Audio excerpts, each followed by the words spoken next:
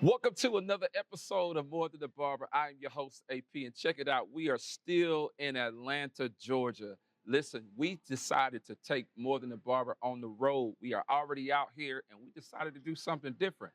And you already know that this is a podcast that helps young and inspiring barbers level up their career. And you know we bring the best of the best. So check this out. I got one of the coldest barbers in the industry, man. We made a shout out and he was a preferred barber to interview right here in Atlanta. And it's no other than the one and only Vegas the Barber. What's up, my guy? What's up, man? How you feeling, bro? Good, man. Man, say, well, first off, man, the cut is fresh. Thank you. Ball fade fresh, man. Fresh off the skillet. right off the press, man. Absolutely, man. Thank you, man, for pulling up, man. Thank you for having me. We're so excited to have you on the show.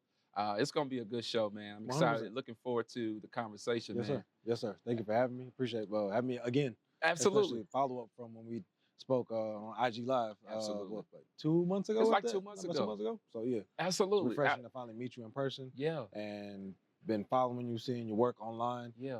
Just with the podcast, even behind the chair with the clippers and your work. Like, absolutely. Yes, sir. This is perfect. Thank you, man. Yes. Thank you, man. I admire your work for sure. Thank you, bro. Sure. I appreciate it, man. Yes, sir. And same, man. The feelings is mutual, man. You know, barbers, oftentimes, man, we really have to still give our peers the flowers. Yes. Because you got a lot of barbers out there, they're hating or they're jealous. You know how it go. You know how it go. But I do appreciate the work that you're doing as well. And it's so crazy because this conversation, it just goes to show that two dope barbers can still, you know, lock in, have a dope conversation without stepping on one another. They don't take away from neither one of us. I mean, we both have a unique gift that was given to us. 100%. And how you, that we can say, keeping in terms of food, how you choose to barbecue your chicken, I mean, it tastes good. That's why you got your recipe, I got my recipe. It don't take away from them. Everybody gonna eat. Absolutely. So, yeah, that's a dope analogy. Yeah. A dope analogy. And it's so crazy because I know when we did our live, we were talking about several conversations. Yes. And one of the conversations that I wanted to talk about was, what do barbers do when it comes to relocating to another city? One of the things that I've been talking about lately, and I made a post about this a couple of weeks ago. I was trying to give some game. Here are a few tips for relocating to another city. And I gave some tips, but I know, ironically enough, you relocated, you know, from Louisville all the way out here to Atlanta. What was that move like, trying to relocate and then set up shop in a whole new city? Okay. Well, let's backtrack real quick, because I moved from Las Vegas to Louisville in 2013. Okay. To go to barber school in Louisville because it was a lot cheaper and it was quicker for me to get in and get it done. I got you. Being in Louisville for 7 years, gaining my clientele, building my name, going to hair shows, taking classes, you know, building my skills and building my brand. I said, okay, I'm trying all these different things that when I go to other cities, a lot of other major barbers and companies, they're doing the things that I know I want to do. I'm trying to bring those things back to Louisville. And it's not a slight on Louisville to say, okay, they weren't, well, I guess I would say ready, or they weren't doing it, but nothing that I was trying to do there was latching on. Got you. Why I'm around all these people that are doing so many amazing things, and I'm feeding off of that. I'm getting so much energy off of being around these people. I'm trying to bring it back to Louisville. And they just want, they weren't biting on it. So I said, okay, well, where can I go to where, now the saying goes, a friend of mine said it, if you can't change the people around you, change the people around you. So I kept visiting Atlanta because I have a friend that was down here. He does music. I'm like, okay, well, keep seeing him. Keep following some barbers that are here in Atlanta. Following Hawk. Yeah. I was following Step. Yeah. Marcus Harvey. Yeah. Like, there was a lot of barbers out here, just to name those three. Sure. I was following these guys. I'm just like, I got to get down there and see what's going on. I got to be a part of this mix. Gotcha. Because what's inside of me, what I'm wanting to do, I can't keep it in the closet. You know what I'm saying? I can't keep it there, so I gotta go. Yeah. So I did my research. I said, you know what? They don't know me, but I just gotta go. So came out here to visit one weekend, pulled up on Step. I couldn't get to Hawk. I couldn't get to Marcus. So I was like, all right, well, I pulled up on Step. I've been following you, man. Like, I want to move here. Like, and my reason for wanting to move here is, one, I want to learn from you. I want to perfect my women cuts. Yeah. I want to learn color. I want to learn color the way you do it. Yeah. I'm not trying to just take the game and run with it. I want to really study and learn under you. After I study and learn under you, I want to continue to work with you. And he said, okay, cool. In my mind, I'm just like, all right, well, I wanted it. If I want it bad enough, get up and go get it. Yeah. Like, no matter what. They didn't know me. They probably might have seen me on social media, maybe. But if not, okay, whatever. I'm going to get up and I'm going to go. And that's exactly what I did. Like, you got to have the mindset to want to do that. If the people around you aren't doing the things that you know, that you feel and you see inside of yourself, and you know the gift that you've been blessed with, the visions that you've seen, you got to get somewhere to where they're doing it. Otherwise, you're going to crumble. Like, you're going to go crazy. Geez. So what, when you went to Steph, and I know Steph, he's super dope barber, super dope female barber. Not female barber, but he cuts a lot of female clients. Yes. Excuse me. But what was that conversation like? And I know we kind of talked about it a little bit before on the live, but this is a kind of a different conversation in the sense of you being in person. Yeah, it was just real. Yeah. My bad, I mean, cut you off. No, you're good. It was just real. Like, yo, what's up, my man? I've been following you for some years. Like, a few women that I would cut in Louisville, they would show me some of his work. Like, before, I guess, IG, like the videos and reels started popping, it was just photos. Like, I want my haircut like this. Show me his designs. I'm like, okay, cool, I can copy that. Bet. Right.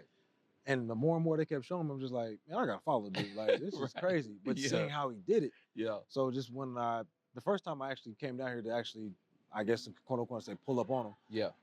He wasn't at the shop.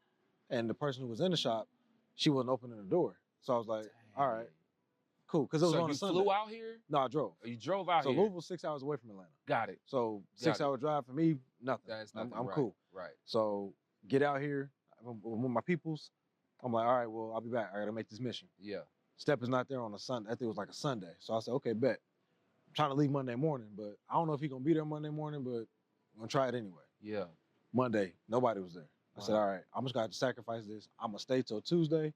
Tuesday afternoon, I got to be out of here. Pulled up. He was there on Tuesday. What's going on, man? He's in the midst of working, but he kept working while he's talking to me. It's just, I told him, I've been following you. I love your work, and this is what I want to do. Like, your color and your cuts. I want to you are master to me at this. I really want to learn under you and soak up the knowledge in the game. There's a lot of things that you guys are doing out here that I know I want to do. So here's my IG. He actually wanted to see it. Asked me what my prices were. Told me, he was like, all right, well, all right, for sure. He had 3 empty chairs. Wow, bro. He was like, I got 3 empty chairs. You got your license? I was like, yeah, I'll get my license transferred. I got 3 empty chairs. You pick one. All right. Wow, bro. I said, okay, well, my license, I kept in contact with him, got my number, got his number, said my license will be transferred about February or March. Went back to Louisville, did the whole transfer process, had the board send everything over. I said, yo, it's a wrap. I'm good. So when you said it was going to be renewed or transferred over in February, March, what month was you in at that time? That was, man. And the reason why I'm asking is because I had to get my license transferred from California to Dallas. I want to say that was probably, man, maybe January. Yeah, it take about 30, 60 days. Yeah. It was about January. Yeah. But it was just like, all right, I'm going to get down here regardless. Like, I'm going to make it happen. And my main thing was making sure that the board in Louisville was going to have everything sent here on time, and I was going to be good. Absolutely. So, but that conversation went just like that. Wow. And super smooth. Showed up on that first day, March 2nd, 2021. I would have been here in 2020, but COVID. So. Yeah, so 2 things I'm thinking about Vegas. One is it was meant to be. Yes. Straight up. So some barbers are sidetracked by looking at cats like yourself and others to say, I'm going to do it exactly how Vegas did it, and it may not work out that way. You feel what I'm saying? Like relocating. And so your situation, it was just meant to be. Like, you literally stayed a couple of days over. Sunday he wasn't there. Monday he wasn't there. And you like, look, man, I got to go on this Tuesday. If he's not there, I'm just going to have to pull up back to home. Pull up back home and try it again. Try it again. Try it again. Dang, bro. So in terms of when you got to Atlanta, Can you walk me through what were some of the steps you took to grow your clientele? Because that's a big thing. That's a major Yes. sacrifice. 100% it was. Not well. Did you know anybody here? I knew 2 people. Wow. 2 people. So going from being a fully booked barber, I would say about out of the 5 days I worked, I was booked out of that maybe 4, 3 max for sure, 4, 4.5. If like depending upon something was going on, but literally like every day, all day. Wow. And being a prominent, popular barber in this city of Louisville and giving all that up to come out here and knowing I knew I was going to be sitting. And that's the thing I think a lot of people, when you move, you want to have things set up and set in place. By the grace of God, I have family living out here. So I was able to stay with them until, you know, I started building my clientele, get on my feet. Yeah. But while I'm sitting in that shop, like I kid you not, after I get everything set up, I'm okay, cool, bet, we good. Booking information, I was on Booksy at the time. Everything's ready to go. I had flyers, the whole 9. I'm passing all these out.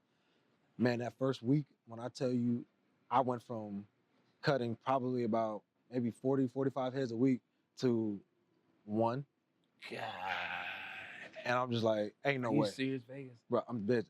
I'm like, ain't no way. Wow. I've done all this social media marketing. I passed out these flyers. People know I like every day. I'm hashtagging Atlanta, the whole 9. And you telling me my first week I'm really on cut? I'm 1 person? Wow. I'm getting out there. Yo, how you doing? You need to cut? Yeah.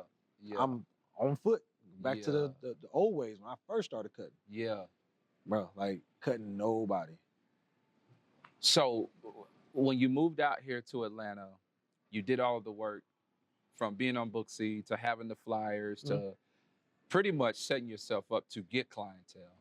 Let me ask you this. How long did it take for you to get comfortable getting clients in the chair? Because you had 1 client off of all that work. Yeah. When did you see a shift, a turnaround in your clientele? Maybe like a month in. So it only took like 30 days. About a month in. Booksy had the I think it's like a promo or a boosting. Yeah. So they boost your profile. Yeah. So my thing was, okay, I know I can cut. Like, and it wasn't to be cocky or arrogant, but like I'm dope. So I got a lot of content. I got photos. Yeah. These photos is gonna get out there. People gonna see. Like, no, I'm gonna get out there. So I did the promotion, the boosting. So put my profile at the top. Wow. And if Booksy gets 50% off that for the first client and whatever, like cool. I needed. I got you. I needed the money. Yeah. So plus I got to pay booth rent and I got bills. So I had money saved up, but it's only so long that was gonna, it's gonna go. So it was get to the grind of it. And with them 1 or 2 clients I had, yo, tell all your peoples about me. Like, I'm here now. Y'all been waiting on me to get here. Okay, tell your peoples about me. And you're a walking billboard. And that was it.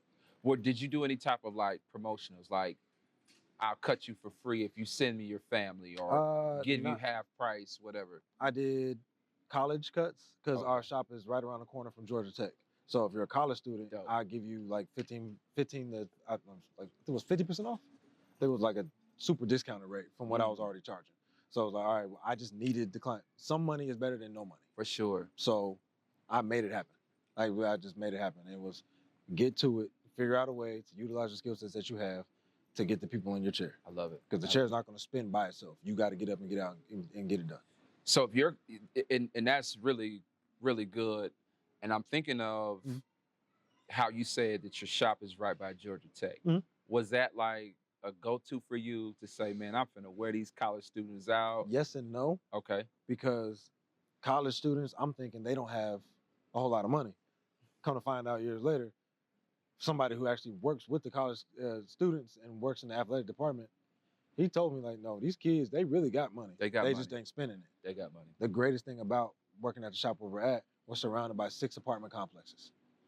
So, all right, now I see. Now, this wasn't supposed to happen, so I'm not trying to get nobody in trouble by saying this, but I would find the mailman. When the mailman is going to all these different apartment complexes, I'll say, look, I will cut you for free. I don't care how many cuts you want. When you open these mailboxes, look away. Let me slide my flyers in there. It's a play. Let me if I can slide my flyers in there. I don't care if it's a chick. Like, I'm sliding my flyers in there. I went to every apartment complex around the way, and I did that. Now we get into the meat and potatoes, because I don't want barbers who are watching this show to say, all right, I could just move to Atlanta, or I could just move to New York, or move to Dallas where I'm at, and just think they can go out there and relocate and it's gonna be sweet. You got a plan. You have to have a plan. I had a plan. The plan wasn't working as fast as I wanted it to in the beginning, but got to stay diligent with it.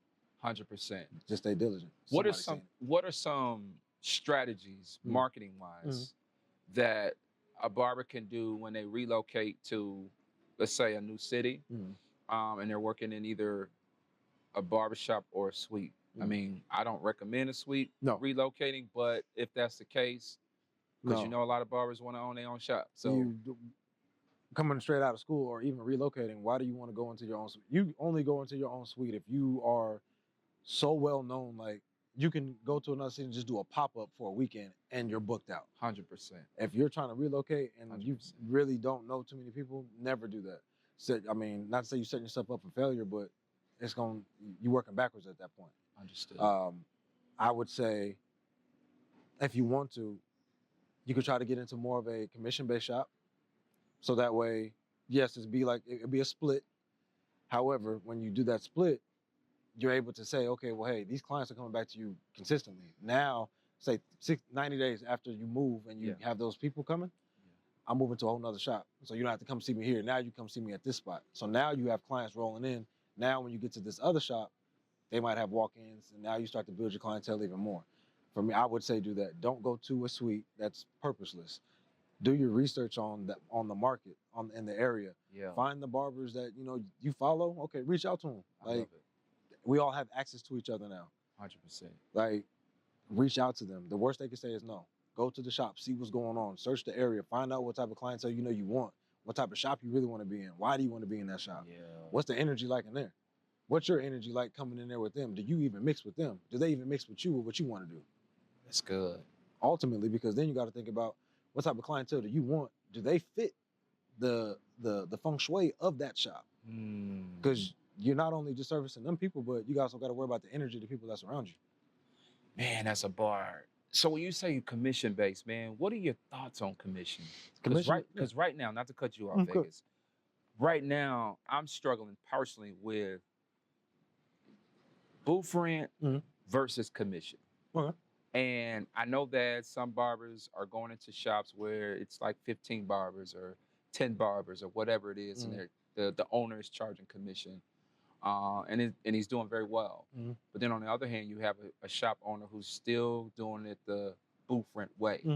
What are your thoughts on that? To me, booth rent is the way to go if you are established. Now, at the shop I'm at, it was booth rent right out the gate. So there was no commission. It was like, nah, this is what it costs a week. Like, you wanted to be here. This is what it is. Like, this is the gig. For sure. you want to be a part of the team? Put the jersey on. You're on the court. Yeah. So commission-based shops are great for barbers who are just getting fresh out of school, because you want to learn to build the client. You want to build your clientele. It's totally fine. Once you start to get a certain amount of clients, you should want to start to prepare yourself to challenge yourself to try to get to a shop that is booth rent, because you can get to a point, to where you're making way more than what the commission is. Got you. Once you start, at that point, you're working backwards. So you can start bringing more money home if you get to a shop to where it's just booth rent. So let's say booth rent is $150. Yeah. Commission is maybe a 60-40 split. Yeah. You taking home 60, he taking home 40. But then now, okay, you get to a shop that's 150, you done made way more money than what you should have. 100%. Okay, cool. You need that 150? Bet. Here's what's 150 for the whole, whatever the whole month is. For that. You can pay your whole booth rent for the whole month and maybe a few days if you want to. Absolutely. And be covered, and you can stack. It's just being strategic about it. If you don't have the clientele, go to a commission-based shop, set up a plan, 90 days. After the 90 days, even just be honest with the owner. I'm gonna be here for 90 days. What can I get from you within this 90 days, and how can I bring value to your shop within the 90 days? Once that's over with, is there a way we can partner? Can we work something out? And if they say no, fine, don't be offended. Just figure out ways to where you can learn from him, take those same principles and values that you learn, take it to a booth rental shop, and develop your business, your own personal business from that. And you're good. So you don't think that the commission is for a new barber coming out with no clientele? Do you think that that is a little backwards though? No, You you don't? don't have any clients. Yeah, but when you think about a shop that's charging 150 a week, for the example, Mhm. and you have a walk-in shop, I feel mean, like that is a better, Mm. in my mind, I feel like I can cut, let's say they're charging for easy math $40. I cut 5 or 6 heads like you alluded to, Right. and pay my booth rent by Wednesday. 6 in one hand, half a dozen in the next. With that would be how many walk-ins are coming in that commission-based shop, how many walk-ins are coming in that booth rental shop. So I think So it's based on the shop. It's based on the shop. So how many walk-ins? What's the location of that? Yeah. What's the walk-in number? Yeah. I think based off of that, that's when you can make your decision. But I think, Understood. but fresh out of school, it can still, honestly, I think it still fits. So it just depends on how you personally really feel and how you want to go about it. Because fresh out of school, you might not know all the ins and outs of the business. When you get into a shop where it's booth rent, hey, everybody's trying to make their booth rent so they can pay that out the way and make their money and probably go home. Got it. It might not be a collective whole to where it might be, as you said, a 15 or 10-man shop. Right. No, everybody got their own thing going on. Our shop, we got, 5-man shop? But That's good. 5-man shop, there's a certain structure and a level of business that's done across the board. Yeah. Then from there, everybody kind of has their own play, how things are done. Yeah. But 15-man shop, everybody fighting for walk-ins. Man, they fight. So I wouldn't even want to be, I wouldn't want to be in that position. But I agree. yeah, I get it. It depends on how you feel, coming out of school or relocating. That shop has a bunch of walk-ins, a lot of walk-in traffic. Go ahead and go for that. Whatever fits for you and your situation at the time. I got you. So really, when you think about a person relocating and finding the right shop, the right fit, you really have to have the right mindset. Yes. Because when you talk about relocating, I remember relocating from California to Dallas with literally $300 in a suitcase. Hey, that's all I had, Vegas. And look where you at. You see what I'm saying? I ain't gonna lie to you. Like, I literally had, my license was suspended.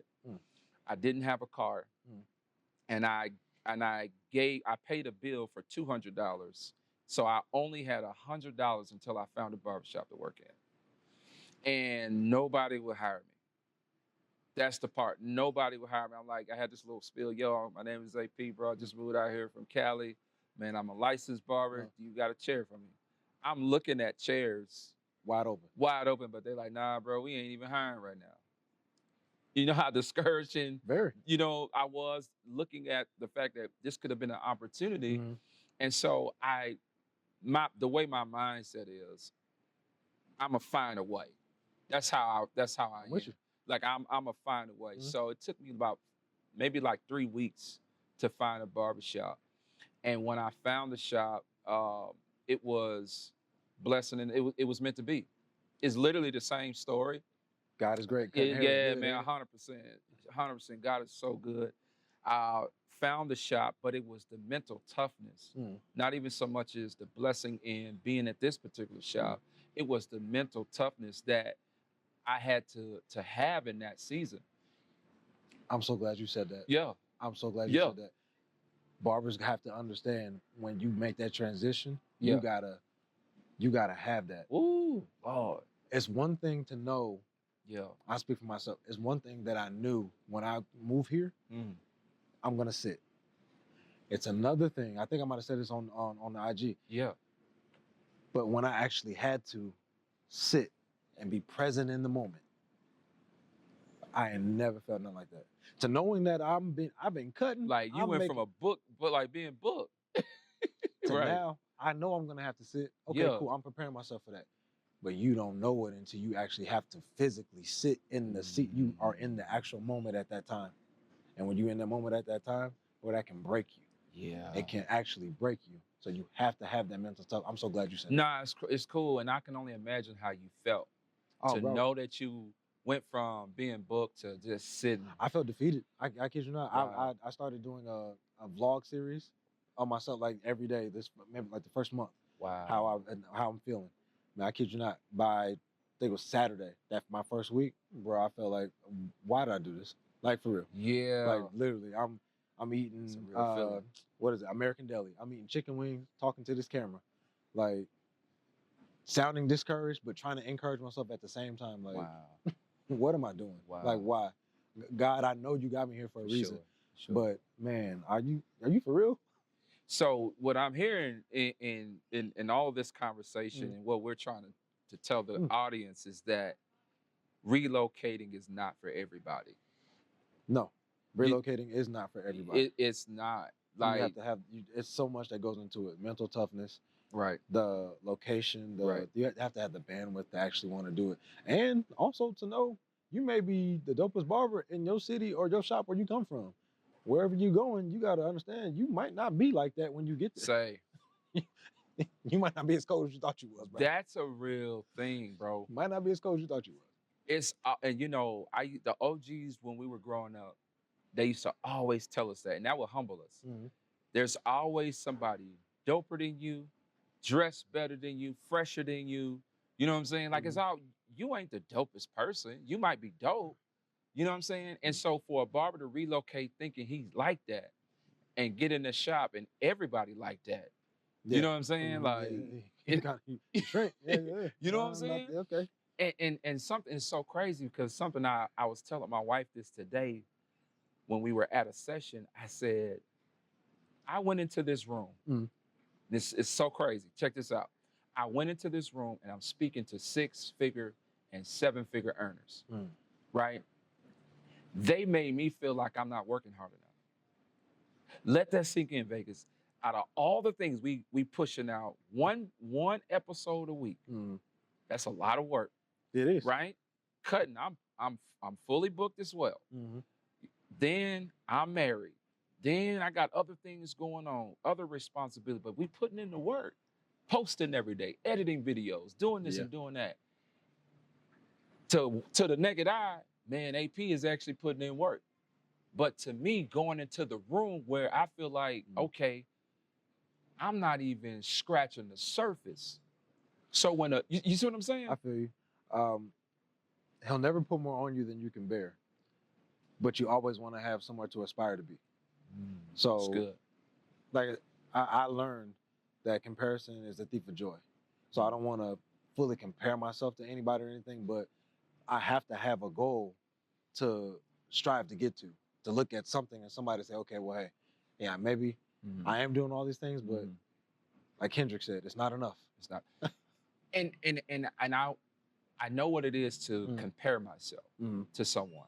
I do know what that looks like, and I know what that feels like. Right. But to know the grind behind the closed doors, there are some times where I do feel like, man, I'm gonna just chill today. I did enough. I'm gonna chill today. But then when you get around people who are waking up at 4:30, 5 o'clock every day, putting in the work. You understand what I'm saying? Working out, all of that. You know what it is. I do, because I get up at 5 a.m. now and try to be at the gym no later than 5:30 to work out. And you got those that say, okay, well, hey, the early bird gets the worm. Yes, it does. Right. It's about you and your piece, though. Your mission. So if you feel like you need that mental day, bro, because you can go so strong and grind for so long and you can break down. You need 100% a break. Yeah. Like you literally need a break. For sure. It's okay that work is gonna get done. I see. The mission is going to be completed no matter what. So I also don't ever feel discouraged. That was for them at that time. Right. What's gonna be for you at the time is gonna be. If you develop the system, I learned this from Atomic Habits. Develop a system, you stick with the system, everything, like you'll start to see the success from that system. That's so good. That's it, bro. I kid you not. No matter what, find the system, develop the system, keep working the system, and so what? Okay, they're working 23 hours a day. They'll be exhausted soon enough. Yeah. But you're patient. You know exactly. There's a time and place for everything. For sure. Time to do this. Time to do that. You got married. You got so much. Right. You only got 24. You only got 24 hours in a day. Right. Out of that 24, you need about at least a good 6 to 7 to sleep. For sure. Everything else can get worked out. I love it. I love it. This is so helpful, even to me, man, because you know you see it with the barber who's trying to relocate, in two ways I look at this. Mhm. I look at it as, one, you have legit outgrown your city. Yes. That's one. Mhm. You're bigger than your city. You hit a glass ceiling to where you've already done as much as you can possibly Right. do in that area. Yes. And it's some people have to relocate. That's just what it is. People from there told me that. That's a fact. They were telling me, like, you too big for this. You too you big. too big for this city. That's what I'm saying. You too big for it. That's what I'm saying. Like, you outgrow your city. And then the second thing is you can think or be in love with the idea of something because Vegas made it look dope or AP made it look dope. Right. But the idea of what you're in love with may not be your reality. I think I might have shared this with you on the IG Live as well.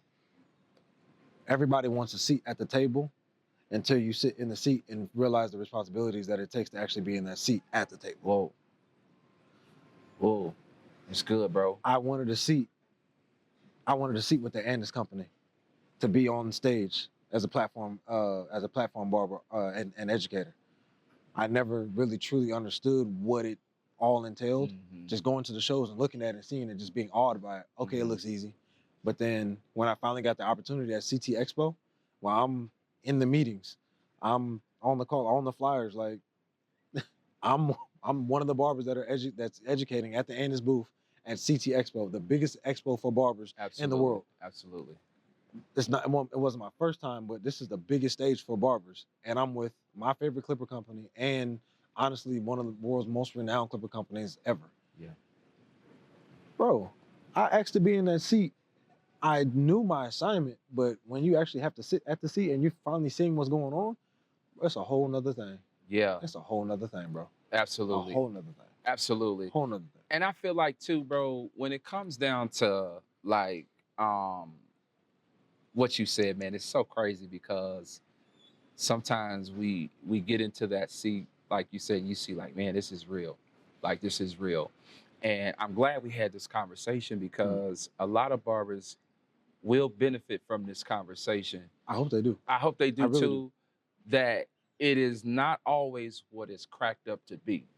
No. You know what I'm saying? It's really, really not. Especially relocating. And relocating, even with me, my next step or goal that I want to reach is being on production, being on a barber for TVs and movies.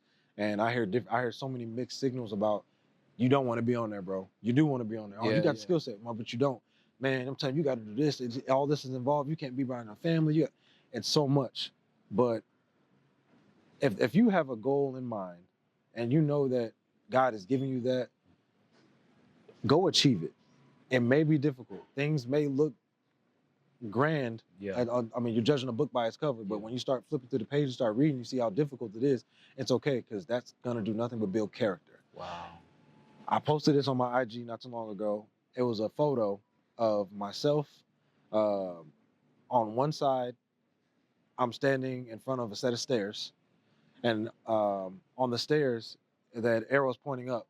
But on the stairs, it was discipline, hard work, dedication. That's dope. And like a few more other sayings. And I had a clippers in my hand. My shirt was all dingy, jeans look all crazy, but then it was a split picture. On the other one, same, but I'm in the elevator. The elevator had buttons on it. Lazy, prideful, Got it. Arrogant, all these words, and I had clippers in my hand. If you have a plan, work the plan. You can either do it the hard way, which is going to build the character, taking the stairs to get to where you want to go, no matter how hard it is. Or you can take the elevator and take the easy route, you can fall. I hope that the things that I'm saying is going to help encourage someone to know, okay, do the proper research, be encouraged by who's around you, find out who's in the city you're trying to get to, or just whatever you're trying to do, reach out to them. Yeah, bro. Like, get a mentor. It's okay to get a mentor. Absolutely. People, wisdom. Yep. Like, get that wisdom before you make the move, and don't just jump out on impulse, because you jump on impulse, I mean, it can be a catalyst to a whole lot of other things that don't go in your favor. Get the mentor, get the information, one step at a time. Wow. Vegas, how can they follow you on the gram, bro? That's that's a drop the mic right there. Fresh Cuts Done Daily. Yeah. Everything is spelled correctly. Yeah. That's Fresh Cuts Done Daily. That's on every platform. So I think Twitter. I'm rarely on Twitter or X. Yep. It's Mr. Fresh Cuts DD. But everything is spelled correctly. FreshCutsDoneDaily.com. I'm primarily on Instagram all the time. So that's like my main platform that people can just honestly follow me and find me on. That's the same thing on TikTok as well. So YouTube, I do make a lot of YouTube shorts. That's good. I'm working on some other stuff as far as being on YouTube, but Fresh Cuts Done Daily, that's where you can find me. Dope. Listen, I want y'all to do me a favor. Make sure you follow my guy. This is like a brother. I know we don't talk all the time, but this is a brother for sure. And he's from the West Coast. Yeah, from the West Coast, man. You already know what it is, man. This has been another incredible episode from More Than A Barber, man. Thank y'all for tuning in. We will see you on the next one. Let's go.